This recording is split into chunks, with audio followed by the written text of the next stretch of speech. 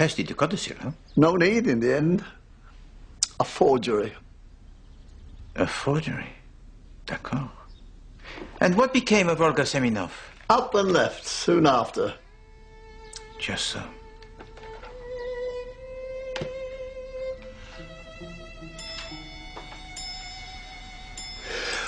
Well, if that's all... Ah, oh, yes, of course. Merci beaucoup, Monsieur Fullerton.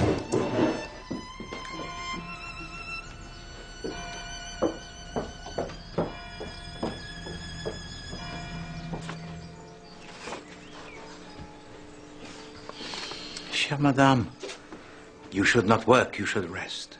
I have deadlines, Poirot, in sickness and in health. And my child of an editor is pressing me for another draft of I'll Huff and I'll Puff. Comment?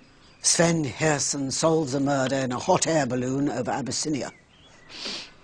Anyway, how are you getting on with the real murder? Eh bien, I have verified what was told to me by Madame Goodbody. And there appears to be 3 deaths, which might possibly be the murder which was referred to by Joyce Reynolds. Ah, yeah, I've been thinking about that. It seems to me Joyce wouldn't have said what she did had she known who had actually committed this murder she saw. The Poirot has considered this also. Either that, or she did not recognize that the murderer was present at the Halloween party. This is most intriguing, no? Ready when you are, monsieur. Madame, I must now take my leave. I attend the morning service here in the church in the village. What's the matter? It is my feet. They cause me the pain. It's those silly patent leather shoes of yours. Ludicrous for the country. Now, why don't you get yourself a nice pair of those buckskin ones with the rubber soles? Madame, chère Madame, I do not know that I agree with you.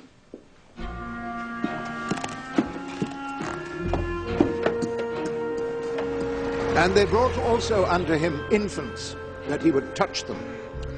But when his disciples saw it, they rebuked them.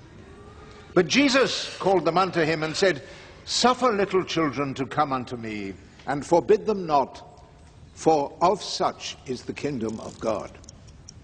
Verily I say unto you, whosoever shall not receive the kingdom of God... You must come to luncheon today, monsieur. ...shall in no wise... Well, I should be delighted, Madame, but alas... Excellent. Shall we say 1 o'clock?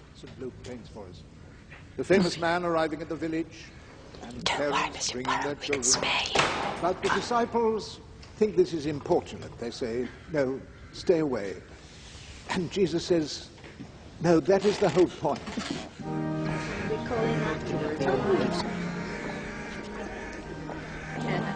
You must wrap up Miranda. It's nippy out there. It's nippy in here. Only sleeping. Do you think that's true, Molly? Well, as a gardener, I'd have to say no. I favour turning into compost. Not used to seeing you here, Mr. Garfield. You seen the light? Compost. Well, not a bad idea, is it? To return to nature. I was wondering if we could go and take some tea sometime soon, the three of us. Yes. No, I'm afraid not. Why not? You've been poorly, my darling, that's why. It's not made of glass, you know.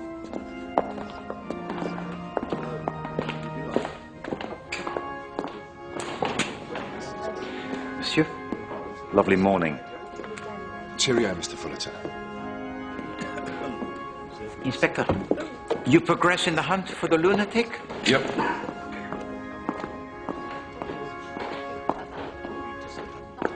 Master Leopold, is it not? Oh, c'est très joli. That is a present, perhaps, huh? Pocket money. I saved up. Most perspicacious.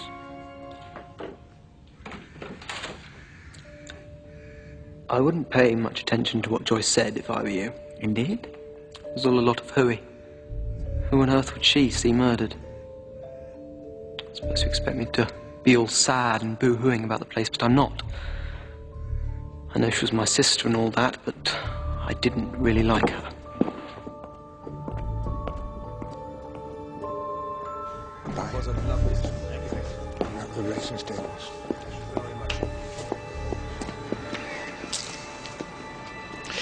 Extraordinary woman, Mrs. Reynolds. quite extraordinary.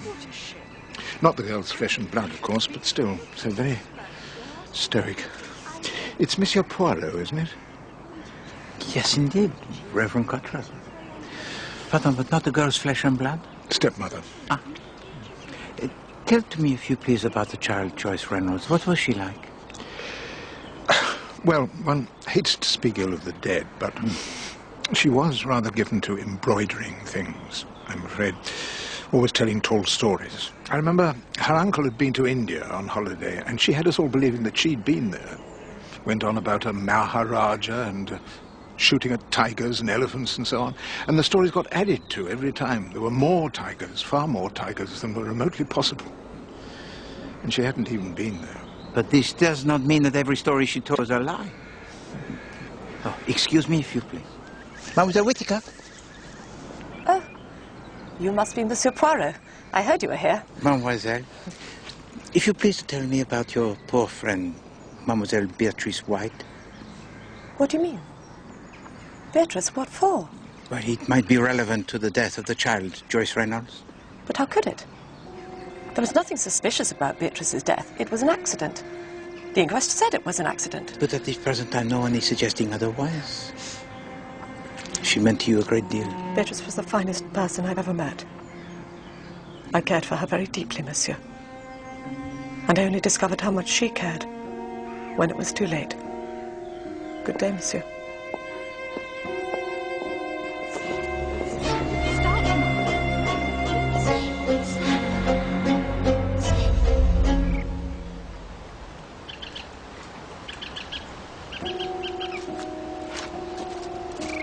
Miss Whittaker? Are you all right? Yes, quite all right, thank you.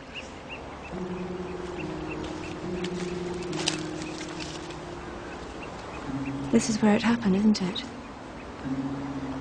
Your poor friend. I know what it's like to lose someone. But the pain does pass in time, believe me.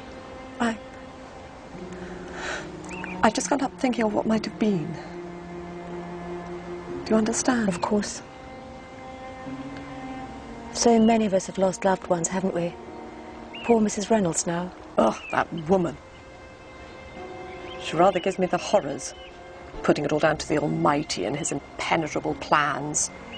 Well, I suppose we all cope in our own way. Wants to sort of think she's the model Christian. But there's not a lot of charity in that heart, I can tell you. Reynolds wanted Beatrice out of the school. Well, she got her way.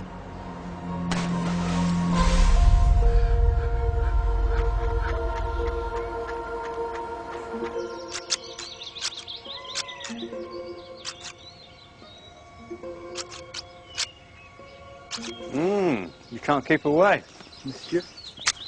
See, Madame Butler, she has told to me that this garden, it is open to the public, and yet this place of beauty, it is deserted. Oh, yes, it's supposed to be unlucky. It's old superstitions left over from the Civil War. Indeed. Oh, yeah, yes. The witch-finder general, very active round these parts he was.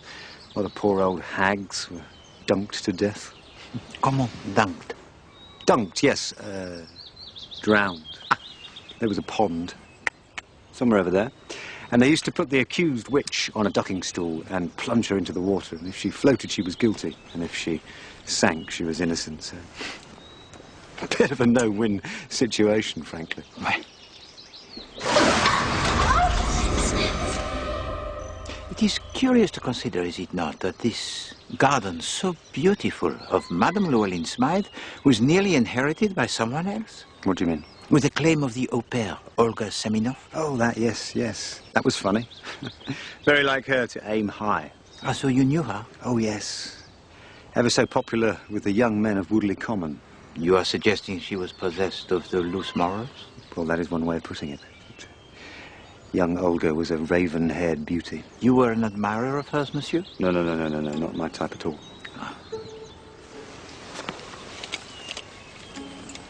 You off to the house? Ah, oui, I have a luncheon appointment with Madame Drake. Do take care, old boy. You will only survive if you look at her reflection in a polished shield. Monsieur.